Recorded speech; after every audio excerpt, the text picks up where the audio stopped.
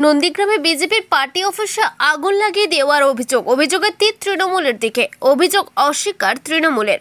Vote যত এগিয়ে আসছে তত গরম হচ্ছে নন্দীগ্রামের রাজনীতি। গতকাল রাতে নন্দীগ্রাম 1 নম্বর ব্লকের সোনাচূড়া গ্রাম পঞ্চায়েত এলাকার সাউথখালী 270 নম্বর বুথে বিজেপির পার্টি অফিসে আগুন লাগিয়ে দেওয়ার অভিযোগ তুলল বিজেপির অভিযোগ, সাউথখালী 270 নম্বর বুথে তাদের একটি দলীয় কার্যালয় ছিল।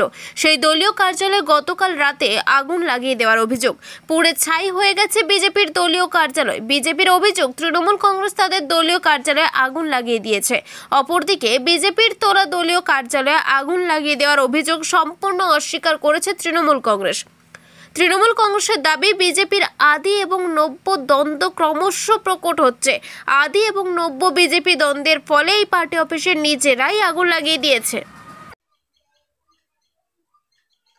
নন্দীগ্রাম 1 নম্বর ব্লকে সোনাচূড়া অঞ্চলে সাউথখালী গ্রামে 270 নম্বর বুথে যে বিজেপির পার্টি অফিস পোড়ানো হয়েছে, আপনারা জানেন সোনাচূড়া অঞ্চল বিজেপির ক্ষমতায় রয়েছে এবং 270 নম্বর বুথে তৃণমূল কংগ্রেসের কোনো পঞ্চায়েত মেম্বার ওখানে নেই, বিজেপি পঞ্চায়েত মেম্বার রয়েছে। আপনারা গিয়ে দেখে আসুন, তৃণমূল কংগ্রেসের কোনো ফ্ল্যাগ বা ফেস্টুনও টাঙানো নেই। তারা অভিযোগ করছে তৃণমূলের দিকে। কিছুদিন আগে ওই 270 নম্বর বুথে আমাদের এক কর্মী তৃণমূল কংগ্রেস করার অপরাধে মারধর করে হসপিটালে 3 দিন ভর্তি ছিলেন।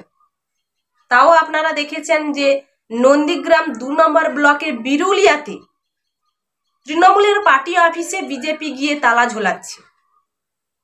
যেখানে ওরা ক্ষমতায় আছে সেখানে এই রকম অত্যাচার ওরা করছে।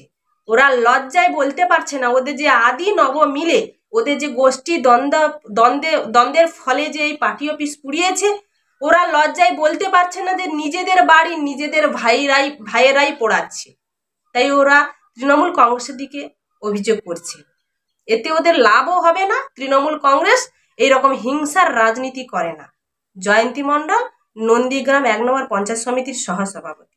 দেখুন, নন্দীগ্রাম মণ্ডল 3-এ ভারতীয় জনতা পার্টি এই বিগত পঞ্চায়েত নির্বাচনে সোনাচূড়া অঞ্চল থেকে আমরা জয়লাভ করেছি। আমাদের প্রধান, উপপ্রধান, স্বাস্থ্য কর্মাধ্যক্ষ, আমাদের প্রাণী কর্মাধ্যক্ষ, আমাদের সমস্ত কর্মাধ্যক্ষ থাকা সত্ত্বেও তৃণমূল কংগ্রেস রাতের অন্ধকারে, আমাদের একজন কর্মী বললেন, গত রাতে 12টা-1টার সময় পতাকা লাগাচ্ছে লুকিয়ে লুকিয়ে। এদের ক্ষমতা নেই, তাই রাতের অন্ধকারে আমাদের 270 নম্বর বুথে আমাদের একটা কার্যালয় এখানেই ছিল, আপনারা দেখেছেন যে এখানে রাতের অন্ধকারে ওরা আগুন লাগিয়ে দিচ্ছে। এটা একটা সন্ত্রাস সৃষ্টি করার একটা অংশ, যেখানে নন্দীগ্রামে তৃণমূল কংগ্রেস এই পঞ্চায়েত নির্বাচনে পরাস্ত হয়েছে এবং এই লোকসভা নির্বাচনে 0 হয়ে যাবে। যাতে না জিরো হয়ে যায় তার জন্য সন্ত্রাস সৃষ্টি করার একটা পুলিশ লাগিয়ে যেমন করছে, এখন দিনের পর দিন আমাদের ভারতীয় জনতা পার্টি কার্যকর্তাকে অ্যারেস্ট করছে, এটা একটা পদ্ধতি। তেমন 270 নম্বর বুথেও আমাদের কিছু কার্যকর্তাকে অ্যারেস্ট করানো হয়েছে পরিকল্পনা মাফিক। আবার এখানে যাতে সন্ত্রাস করে, যেহেতু এটা একটা বর্ডার এলাকা বলতে পাশের অঞ্চল রয়েছে, তো এখানে যদি এই বুথ থেকে আমরা সন্ত্রাস সৃষ্টি করতে পারে, যাতে আমাদের ভারতীয় জনতা পার্টি কার্যকর্তারা ভয়ে পিছিয়ে যায়। কিন্তু এতে কোনো ভয় ভিত্তির কোনো কারণ নেই। আমাদের একটা আবেদন পুলিশের কাছে ভারতীয় জনতা পার্টির পক্ষ থেকে, নন্দীগ্রাম মণ্ডল 3-এর পক্ষ থেকে, যে যারা দোষীদের একদম 24 ঘন্টার মধ্যে তাদেরকে অ্যারেস্ট করতে হবে। আমরা 24 ঘন্টার মধ্যে তাদেরকে দোষীদের অ্যারেস্ট করতে হবে, এটা আমাদের দাবি।